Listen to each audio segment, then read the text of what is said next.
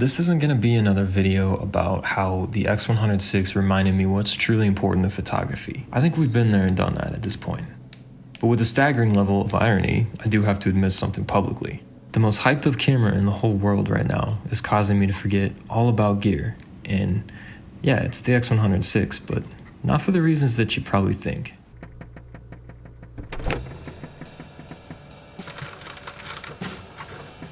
When I was working with the X100VI on the Hollywood Boulevard video and later in San Diego, I noticed that I was actually starting to get it.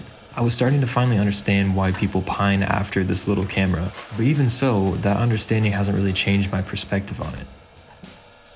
The summary of my entire experience so far with the X100VI is simple. The camera is a technological marvel that is somehow mind-bogglingly compact. But I will still maintain that it is overhyped and overpriced, and that's going to be my general consensus until used copies of this camera are less expensive than new ones. Videos about Fujifilm's X100 cameras usually go one of two ways. A, it's the vibes that matter, not specs. The X100 taught me to love photography again.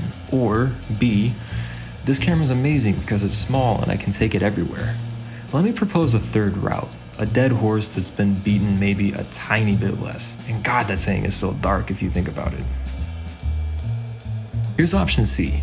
I don't think you need an X100 or even a Fuji camera to have fun doing photography and be in the moment with your work. I think the notion that Fuji has a monopoly on fun photography is kind of silly. I mean, are we really gonna sit here and assert that Sony and Canon and Nikon shooters aren't passionate about what they do? We're not better than someone who does senior photos or corporate headshots because we have some adorable little TikTokable camera with this retro control scheme.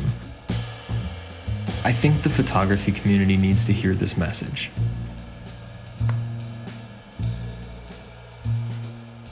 You should be enthusiastic and passionate and head over heels in love with what you create with your camera, and I hope that you are. But you don't feel that way because of a camera, and no manufacturer, imaging company, or piece of gear should have this much bearing on your mindset or the work that you create with it.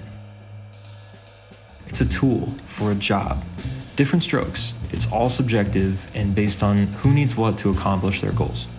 So I'm not making this speech to tear down Fujifilm or to attack anyone, but I think for me and a lot of you out there, it's never been the camera. It never will be the camera. In many ways, this year has been gear heavy for me, and I'm tired of thinking about all of it.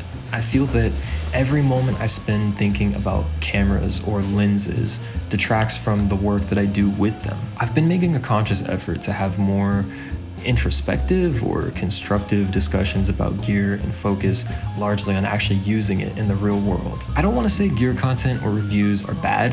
I think whatever anyone wants to talk about is fine and valid, and people should do whatever they want. The world would suck so much more if we all shared the exact same opinions and did everything the same way. But it's a slippery slope for me when I start attaching the work to the gear. In some ways, they are inextricably linked.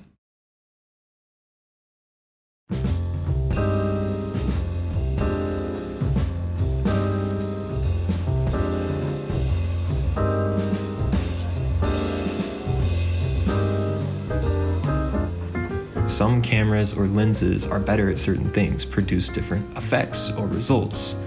But I think a lot of context is misplaced when you start to think about, oh, I need this camera to do X, or look at what this photographer did with Y. There's a really fine line, a nearly invisible line, between inspiration and emulation. Are you inspired by what someone has created in that you feel you'd like to go outside and create anything at all as a result of seeing their artwork? Or are you interested in superimposing another artist's identity onto your own work by dissecting their process, their tools, their approach? People come to the internet, to YouTube, often to learn something, to see how something is done. And I think, internet or not, that after a while, consuming all kinds of art by all kinds of artists and just living our lives in general, we become this bit of human clay that has attracted the fingerprints of everything it has ever come into contact with.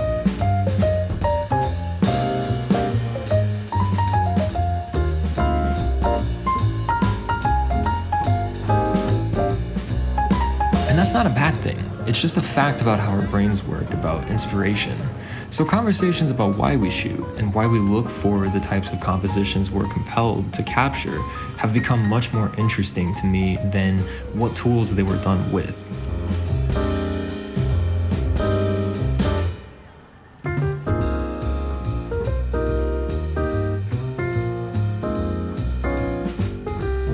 And of course, if you haven't already guessed where the X100VI fits into all this, I'm simply trying to express that it hasn't materially impacted why I shoot or what I find aesthetically pleasing. There are differences in my workflow with it. Recently trying to use it for video, the fact that it's only got a 35mm equivalent lens. Those are technical things about the camera, characteristics that change the way that I behave when it's in my hand. But I would argue that no camera, not even the X100VI, should have any power over us or determine why we take a photo or of what. If anything, I'll make a concession and admit that the X100VI has really reminded me how much I prefer working with a small camera, a compact setup, something that weighs practically nothing. My X-H2S is certainly less compelling to pick up and shoot with these days. But why spend too much time breaking down those little differences in these tools? I'm not the first, I won't be the last to tell you that it's a small camera that is capable of incredible things. And I hate making resolutions or promises on YouTube